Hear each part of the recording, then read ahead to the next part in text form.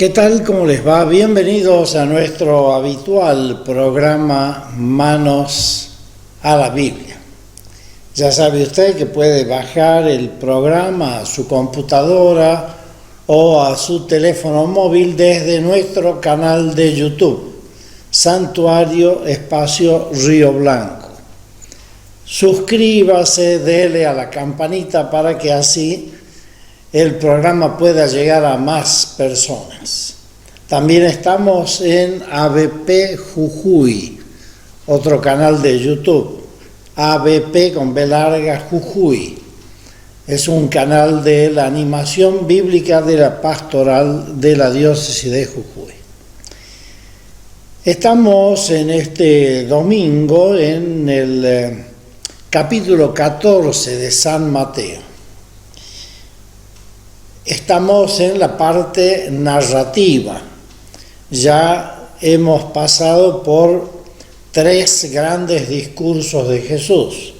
Primer gran discurso, capítulos 5, 6 y 7, el Sermón de la Montaña.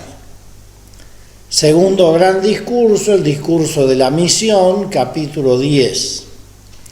Tercer gran discurso, que lo hemos terminado de comentar el domingo pasado, capítulo 13, el discurso de las parábolas.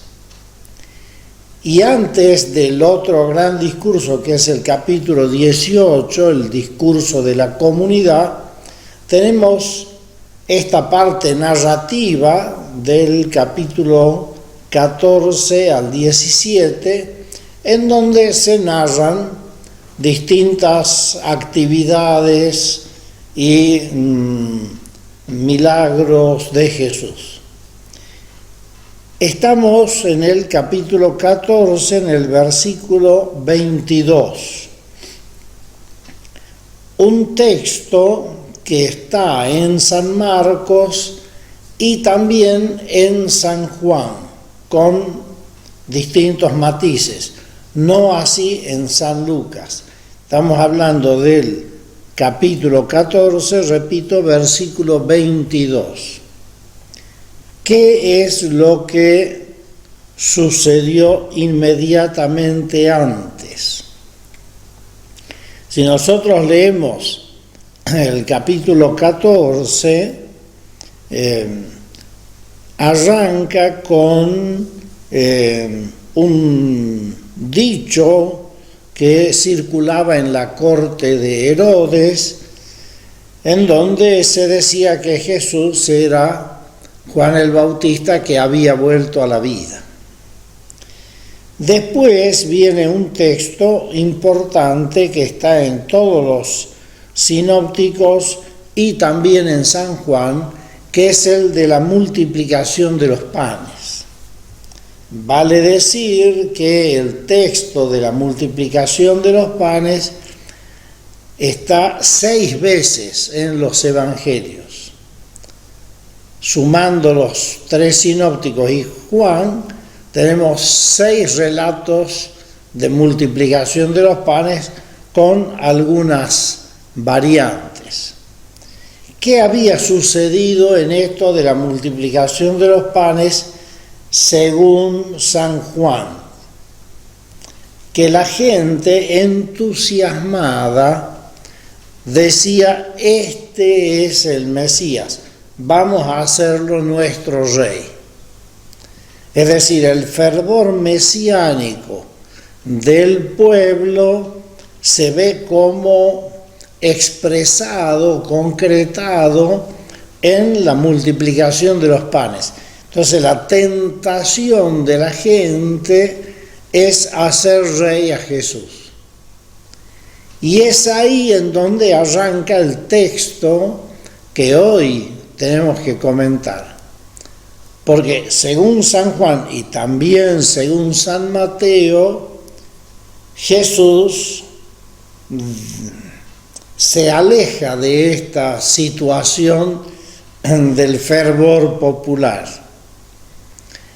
Y en Mateo obliga a los discípulos a que se alejen también de ese ambiente de fervor popular. O sea, a Jesús lo quieren hacer rey y Jesús huye de esa situación, se va lejos. Veamos ahora el texto. Estamos hablando de capítulo 14 de San Mateo, versículo 22, 14, 22 de San Mateo. Abra su Biblia, vaya al Evangelio de San Mateo, busque el capítulo 14, versículo 22. Leemos. De inmediato, quiere decir que Jesús no tardó en salir de ese fervor popular, que lo quería hacer rey. De inmediato Jesús obligó, un término que aparece muy escasamente en los evangelios. Es un término fuerte que indica una orden de Jesús, ¿no? Obligó a los discípulos a que subieran a la barca y se adelantaran a la otra orilla, mientras él despedía a la gente. Jesús rápidamente saca a los discípulos de ese ambiente y él despide a la gente. Es decir, podríamos decirlo así, Jesús desactiva una suerte de movimiento popular que quiere hacerlo rey de Israel. Despide a la gente y saca a los discípulos de ese ambiente. Lo cual nos hace ver que Jesús no viene a instaurar un reino político, social, sino un reino que no es de este mundo, como va a decir después en su encuentro con Pilato en la Pasión. Una vez que la despidió a la gente, subió al monte a orar a solas. Jesús sube a la montaña a orar a solas. Se aleja del ambiente del fervor popular y sube a la montaña. Jesús necesita silencio, necesita oración. Y dice el texto, al atardecer, es decir, cuando cae la noche, todavía permanecía ahí él solo. Es decir, que Jesús pasó largo tiempo en oración, largo tiempo en soledad. Él necesitaba encontrarse con el Padre. Aquí una observación. Qué bien nos hace o nos haría salir del bullicio de todos los días, de ese ir y venir de la gente, para tomarnos un tiempo para la oración, un tiempo para la soledad, un tiempo para el silencio. Jesús se aleja, y eso que él era Dios. Si él como hombre necesitaba este tiempo de oración, de silencio, para evaluar las cosas, para mirarlas de otra forma, ¿cuánto más nosotros? A veces somos muy lerdos para encontrar tiempos de silencio, tiempos de oración. Jesús se aleja, se va a la montaña y permanece allí bastante tiempo hasta el atardecer, hasta la tarde-noche. Ahora viene la segunda parte de este texto, ¿no? Que es un texto que tiene como distintos capítulos, digamos. Primer capítulo, Jesús en oración, los discípulos en la barca, que se van al otro lado del mar. La barca, versículo 24, estaba muy distante de tierra. ¿Qué quiere decir esto de muy distante? Y que ya estaba prácticamente en medio del lago. El lago de Genesaret, o mar de Galilea, como se lo llama, o mar de Tiberíades, en realidad es un lago muy grande, por eso le llaman mar de Galilea, que está entre cerros. Y es muy común que de pronto se pueda producir una suerte de tempestad por los vientos que circulan por ese lugar. Como está entre cerros, es fácil que de un momento a otro se despierte una tormenta. La barca estaba muy distante de tierra, sacudida por las olas, pues el viento era contrario. Sacudida por las olas. El verbo griego que indica esto, sacudida, ¿no? Es un verbo que indica algo muy agresivo. Es un verbo que se usa para indicar agresión. Quiere decir que la barca estaba a punto de sucumbir, estaba sacudida por las olas. Era una tormenta muy fuerte. El viento era contrario, navegaban a vela. Y esto significa también una gran dificultad, porque cuando el viento es muy fuerte, las velas juegan en contra, podríamos decir. Hay que arriar las velas y aguantarse. De modo que la situación era muy difícil. De madrugada, más o menos entre las 3 y las 6 de la mañana, significa este texto. En el texto original dice la cuarta vigilia de la noche, o sea, más o menos en ese horario, entre las 3 y las 6 de la mañana, es decir, cuando está todo muy oscuro, es noche cerrada, y está casi como queriendo comenzar a amanecer. Jesús fue hacia ellos caminando sobre el mar. Esto de caminar sobre el mar es una figura, un texto que es común en varias culturas. A ver, en el libro de Job se habla de caminar sobre el mar, que es algo propio de Dios. Nadie puede caminar sobre el mar sin hundirse. Quiere decir que Jesús se muestra como Dios. En la cultura griega también aparece esto de caminar sobre el mar atribuido a ciertos dioses. En la cultura india también aparece esta figura de caminar sobre el mar.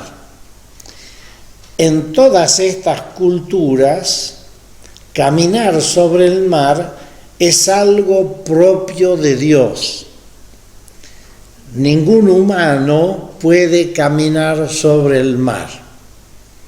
De modo que esta figura, Jesús caminando sobre el mar, nos está indicando que Jesús es verdadero Dios, porque nadie lo puede hacer, un humano no puede caminar sobre el mar. De madrugada Jesús fue hacia ellos. Sí, Jesús se aproxima hacia la barca caminando sobre el mar. Lo dejamos ahí, una pausa, ya regresamos.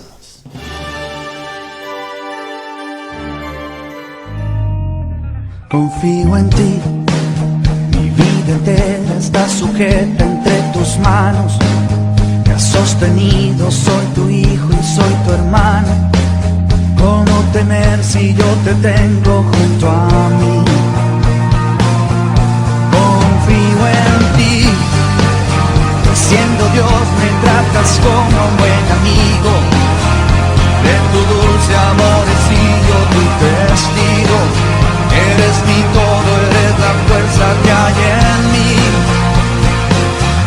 Confío en ti.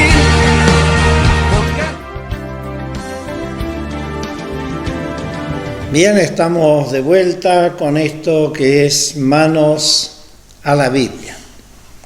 Habíamos dejado a Jesús ahí acercándose a la barca de los discípulos, una barca que está en medio de la tempestad, sacudida por las olas, una barca que está como a punto de hundirse, ¿no? Ya sabe usted que puede bajar el programa a su computadora o a su teléfono móvil desde nuestro canal de YouTube, Santuario Espacio Río Blanco, todo junto. Y también en el canal de YouTube ABP Jujuy, allí podrá encontrar los programas. Suscríbase, dele la campanita, así llegamos a más personas. De madrugada Jesús fue hacia ellos caminando sobre el mar. Habíamos comentado el tema de que caminar sobre el mar es una figura que aparece en otras culturas también, que es algo propio de la divinidad. Nadie puede caminar sobre el mar. Versículo 26. Los discípulos, al verlo caminar sobre el mar, se asustaron y llenos de miedo gritaron: es un fantasma. ¿Qué nos hace ver esto? Por un lado, cierta creencia popular, muy común hoy también, de la existencia de fantasmas, ¿no? De apariciones de espíritus, ¿no? Que aparecen por ahí. Una creencia que parece que los discípulos también la tenían. Llenos de miedo, comienzan a gritar. Es decir, no solamente están bajo la acción de la tempestad que los tiene asustados, sino que ahora se añade otra cosa, la aparición de un fantasma. Se mueren de miedo, es decir, están como atorados por todas partes, ¿no? Tienen un miedo tremendo. Gritan, o sea, no dice, bueno, se quedaron con los ojos abiertos, así medio mudos. No, gritaron, comenzaron a gritar. ¿Cuántas veces a nosotros nos pasa que cuando tenemos todo en contra, situaciones difíciles en la vida,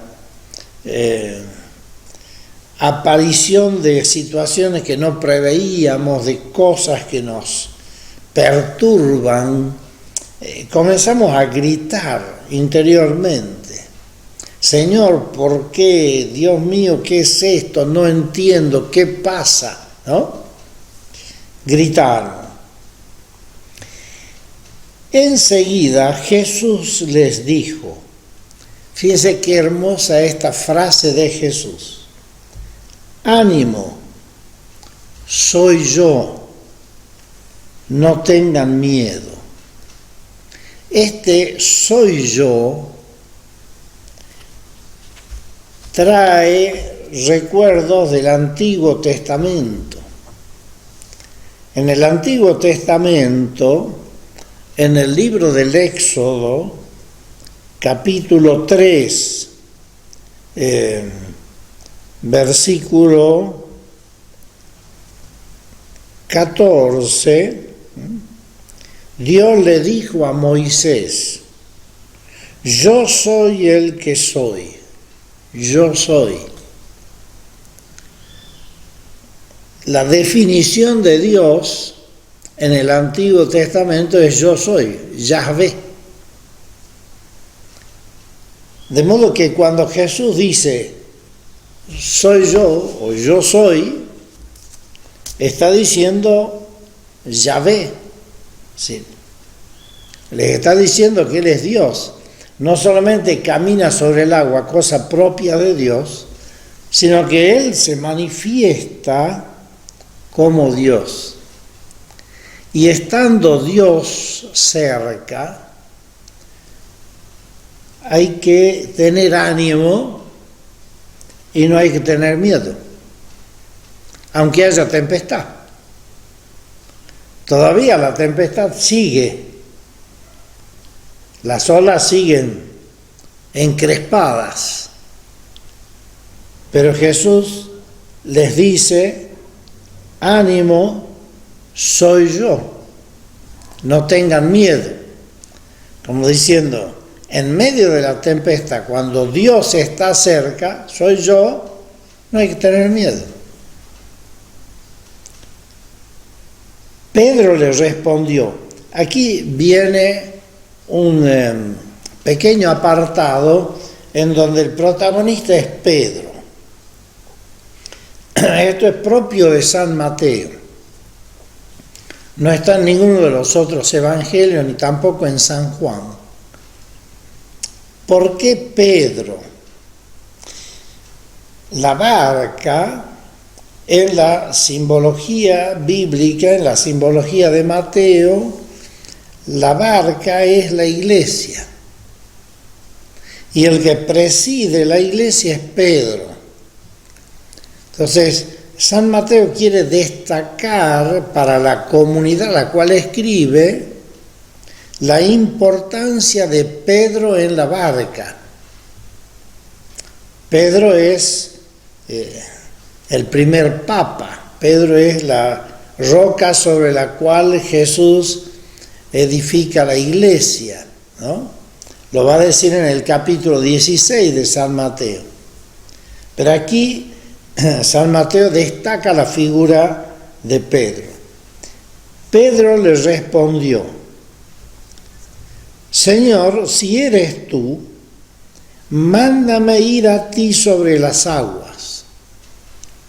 Es como que Pedro se arriesga, ¿no? Si eres tú, si eres Dios, mándame ir sobre... Es como provocar un poco, ¿no?, a Jesús. A ver si es verdad.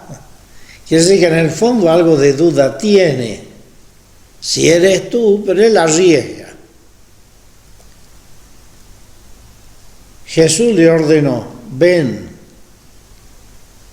Y Pedro confía en la palabra de Jesús. Pedro confía, Pedro cree, pero le dura poco. Pedro bajó de la barca, caminó sobre las aguas y fue hacia Jesús. Algunos pasitos hizo, pero aquí viene la enseñanza profunda de este texto. Pero al sentir el viento, se llenó de temor, comenzó a hundirse y gritó: Señor, sálvame. Aquí hay como un cambio de mirada en Pedro. Dejó de mirar a Jesús y comenzó a mirar el viento. Y ahí se llena de temor y comienza a hundirse. Si la fe de Pedro no era tan fuerte, era una fe medio débil como la nuestra, que cuando vemos tanta adversidad, tanta cosa contraria, por ahí comenzamos a tener miedo y a hundirnos. Y ahí es donde Pedro dice, gritó, Señor, sálvame. Quiere decir que Pedro tiene una cuota de obediencia porque baja de la barca y comienza a caminar, pero tiene otra cuota de vacilación, de debilidad, comienza a tener miedo. Y ahí es donde grita, Señor, sálvame. Como diciendo, podemos tener fe, como Pedro, creer en la palabra de Jesús, como Pedro, que baja de la barca, comienza a caminar. Pero también en nosotros, en todos nosotros, hay una cuota de desconfianza. Y esa desconfianza es lo que nos hace hundir. Comenzó a tener miedo, ¿no? Se llenó de temor, comenzó a hundirse. Y ahí es donde grita, Señor, sálvame. Sin la mano de Dios, sin la súplica confiada, sin la ayuda de Jesús, Pedro se hundía. También nosotros, sin la ayuda de Dios, nos hundimos en medio de las tormentas, de las dificultades. Señor, sálvame. De inmediato Jesús extendió la mano, lo tomó. Jesús no deja que Pedro se hunda, lo tomó de la mano inmediatamente y le reprochó, hombre de poca fe, ¿por qué dudaste? Hombre de poca fe. También nosotros tenemos poca fe. ¿Cuántas veces las situaciones que vivimos nos hacen temblar de tal manera que la fe se nos escabulle de las manos, ¿no? Hombre de poca, ¿por qué dudaste? Le reclama a Pedro esa duda. En cuanto subieron a la barca, el viento se calmó. En cuanto subieron a la barca, sube Jesús y Pedro. La barca, que es la iglesia, en medio de las tormentas, cuenta con la presencia de Jesús y de Pedro. La iglesia no está sola. Podemos tener muchas tormentas, mucho viento en contra, mucha cosa adversa, pero en la barca está Jesús y está Pedro. Subieron a la barca y el viento se calmó. Tenemos que dejar que a la barca de nuestra vida, de nuestra historia personal, dejar que suba Jesús y que suba Pedro también, porque Pedro nos confirma en la fe. Los que estaban en la barca, y aquí finaliza el texto, y esto es lo más importante, diríamos, del texto, se postraron ante él. La postración es solamente delante de Dios, y le decían, en verdad, tú eres el Hijo de Dios.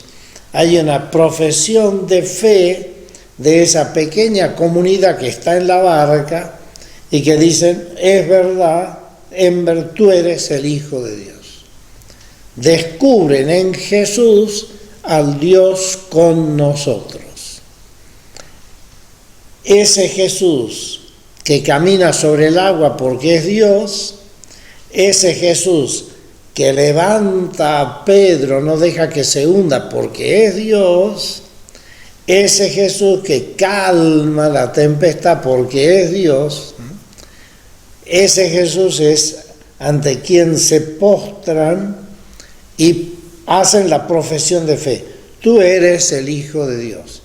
Es la misma profesión de fe que luego va a hacer Pedro en el capítulo 16, cuando Jesús les pregunta, ¿quién soy yo? ¿No? Tú eres el Mesías, el Hijo de Dios vivo. 16 de Mateo. ¿Qué nos enseña esto? Que en las tormentas de nuestra vida, de nuestra barca, tenemos que dejar que Jesús entre, agarrarnos de su mano y con su presencia, su gracia, su palabra, las tormentas se calman y podemos llegar tranquilamente a la orilla. Sepamos ser hombres de fe y no desconfiados como Pedro. Nos bendiga Dios que es Padre, Hijo y Espíritu Santo. Amén. Hasta la próxima, si Dios quiere. Muchas gracias.